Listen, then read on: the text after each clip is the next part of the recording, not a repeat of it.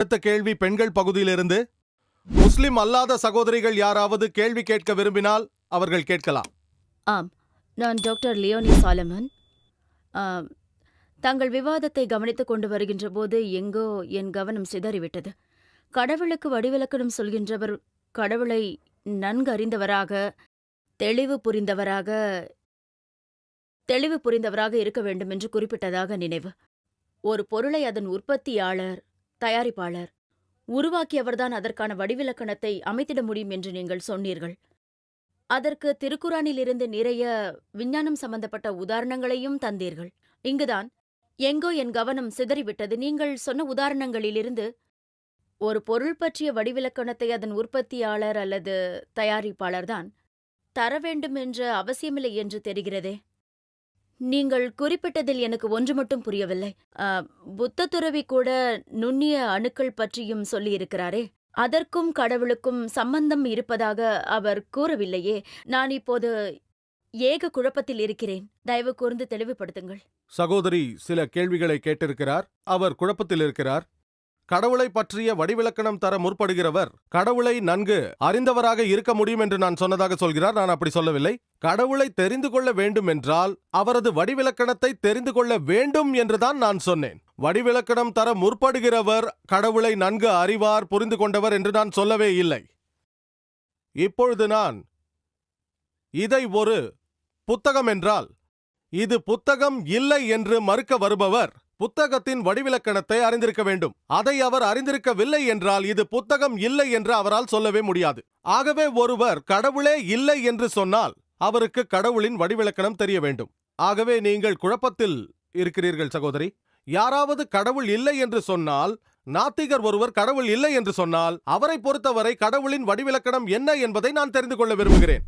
அவர் கடவுளை பற்றி தரும் வடிவிலக்கணத்தை வைத்துதான் அது நான் நம்பும் இறைவன் இல்லை என்று எனக்கு பிறகு தெரிய வரும். ஆகவே நானும் அந்த கடவுளை நம்பவில்லை என்பேன். ஏனென்றால் மக்கள் நம்பிக்கை வைத்திருக்கும் பெரும்பாலான கடவுள்களுக்கு உணவு தேவை, உறக்கம் தேவை, அவர்களுக்கு ஓய்வு தேவை, பிரச்சனையில் மாட்டிக்கொள்வார்கள். ஆகவே நானும் அது போன்ற கடவுளை நம்பவில்லை என்பேன். ஆகவே முதலில் கடவுளின் உண்மையான வடிவிலக்கணத்தை நாம் தெரிந்து கொள்ள வேண்டும். அங்குதான் நீங்கள் குழம்பியிருக்கிறீர்கள். என்னுடைய சொற்பொழிவின் 2வது பாகத்தில் நான் சொன்னேன், நான் நாத்திகரை பார்த்து ஒரு இயந்திரத்தின் இயக்கத்தை யாரால் சொல்ல முடியும் என்று நான் கேட்டால், ஒரு இயந்திரத்தின் இயக்கத்தை பற்றி முதலாக சொல்லக்கூடியவர் யாராக இருக்க முடியும்? ஒரு கருவியின், ஒரு இயந்திரத்தின் இயக்கத்தை குறித்து யாரால் சொல்ல முடியும்? உலகத்தில் யாரும் கண்டிராத ஒரு இயந்திரம். அதற்கு பதிலாக அந்த நாத்திகர் சொல்வார், படைப்பாளன், உற்பத்தியாளன், கண்டுபிடிப்பாளன், தயாரிப்பாளன். அவரது இந்த பதிலை நான் என் மனதுக்குள் வைத்துக்கொண்டு அவருக்கு நிரூபிக்க முயற்சிப்பேன். அதாவது இன்று உங்களுக்கு தெரிய வந்தது 50 ஆண்டுகளுக்கு முன்பாக, 100 ஆண்டுகளுக்கு முன்பாக தெரிய வந்தது, திருக்குரானில் 1400 ஆண்டுகளுக்கு முன்பாக சொல்லப்பட்டு விட்டது. ஆகவே முதலாக அந்த தகவலை சொன்னது நீங்கள் அல்ல. மனிதர்களுக்கு தெரியாத பல தகவல்கள் திருக்குரானில் சொல்லப்பட்டிருக்கிறது. ஆகவே திருக்குரானை அருளியது யாராக இருக்க முடியும்? அவர்தான் படைப்பாளன், கண்டுபிடிப்பாளன், தயாரிப்பாளன், உற்பத்தியாளன், எல்லாம் வல்ல இறைவன். இப்பொழுது உங்கள் கேள்விக்கு வருவோம். ஒரு விஷயத்தில் எனக்கு தெளிவு வேண்டும். ஆம், அதைத்தான் நான் இப்பொழுது கூறப்போகிறேன். சகோதரி, நீங்கள் புத்தரை குறித்து பேசினீர்கள். அவர் நுணுக்கமான அணுக்களை குறித்து பேசினார் என்று நீங்கள் சொன்னீர்கள். ஆனால் அவர் தன்னை கடவுள் என்று சொல்லிக் கொள்ளவில்லை. எனக்கு நன்றாக தெரியும். நான் பௌத்த கிரந்தத்தை படித்திருக்கிறேன், தம்ம பதத்தை படித்திருக்கிறேன். அவர் தன்னை கடவுள் என்று சொல்லிக் கொள்ளவே இல்லை. கடவுளின் கோட்பாடு குறித்து புத்தர் மிகவும் அமைதியாக இருந்தார். நீங்கள் புத்த மத அறிஞர்களை கேட்டீர்களே, ஆனால் புத்தரை ஒரு நடுநிலைவாதி என்றே குறிப்பிடுகிறார்கள். அவர் கடவுள் இருக்கிறார் என்றும் சொல்லவில்லை, கடவுள் இல்லை என்றும் சொல்லவில்லை. எனது மகன் ஃபாரிக் சொன்னது போல, கண்டது எல்லாம் கடவுள் என்று சொன்ன காலம் அது. இந்து மத தாக்கத்திற்கு உள்ளான காலமாக அது இருந்தது. எல்லாம் கடவுள் என்று கருதப்பட்டது. ஆகவே அவர் கடவுளை குறித்து கருத்து கூறவில்லை. கடவுள் இருக்கிறார் என்றும் சொல்லவில்லை, கடவுள் இல்லை என்றும் சொல்லவில்லை. அவர் அமைதியாக இருந்தார். ஆகவேதான் நான் திருக்குரானின் உதவியோடு, திருக்குரான் படைப்பாளன் இடத்திலிருந்து வந்தது என்று அறிவுபூர்வமான, விஞ்ஞானபூர்வமான மக்களுக்கு நான் நிரூபித்திட விரும்புகிறேன். நபிகள் நாயகம் அவர்கள் கடவுள் என்று நான் சொல்லவில்லை. குரானை அருளியது அவர்தான் என்று அவர் ஒருபோதும் சொல்லவில்லை. நபிகள் நாயகம் அவர்கள் இறை தூதர் மட்டும்தான். ஆனால் இந்த புத்தகத்தை எந்த மனிதனாலும் எழுத முடியாது. ஆகவேதான் நான் விஞ்ஞான தொழில்நுட்பத்தின் உதவியோடு இந்த திருக்குரானை அருளியது படைப்பாளன், தயாரிப்பாளன், உற்பத்தியாளன், இந்த அண்டத்தை படைத்தவன், இந்த கிரகத்தை படைத்தவன், மனிதர்களை படைத்தவன், மிருகங்களை படைத்தவன், எல்லா ஜீவராசிகளையும் படைத்தவன். இந்த படைப்பாளனை, தயாரிப்பாளனை, உற்பத்தியாளனை அரபியில் நாங்கள் அல்லாஹ் என்கிறோம். அவன்தான் எல்லாம் வல்ல இறைவன். இதுவே எனது பதில். எனக்கு இன்னொரு கேள்விக்கும் உங்களிடம் தெளிவு வேண்டும். பொதுவாக ஒரு கேள்விக்கு மட்டுமே அனுமதி உண்டு, ஆனால் உங்களுக்கு இரண்டாவது வாய்ப்பு மன்னிக்கவும், தருகிறேன். ஒரு தெளிவுக்காக கேட்கிறேன்.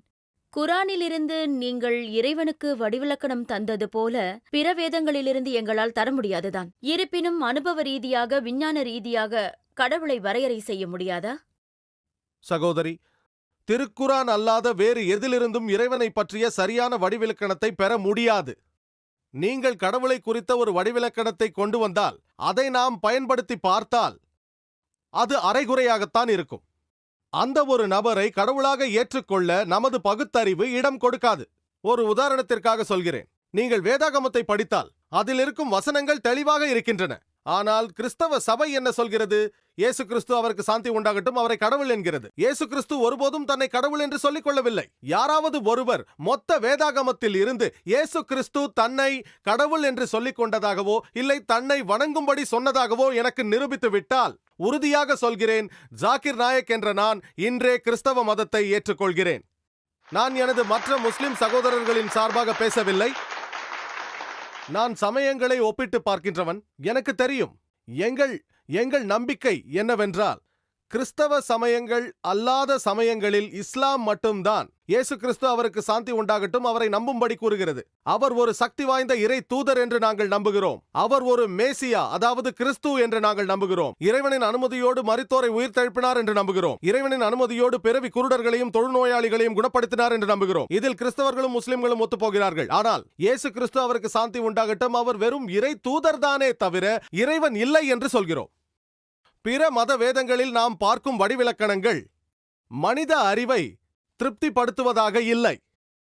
ஆக்ஸ்போர்ட் அகராதியை பொறுத்தவரையில் மதம் என்றால் அமானுஷ்யமான, அனைத்தையும் அடக்கி ஆள்கின்ற ஒரு மகத்தான சக்தி, கடவுள் அல்லது கடவுளர், அவையே வணக்கத்திற்குரியவை, அவற்றிற்கே கீழ்ப்படிதல் வேண்டும் என்ற நம்பிக்கையே மதத்தின் அடிப்படை என்கிறது. அது அமானுஷ்யமாக இருக்கலாம், அதை நாம் வணங்க வேண்டும், அவற்றிற்கு கீழ்ப்படிதல் வேண்டும்.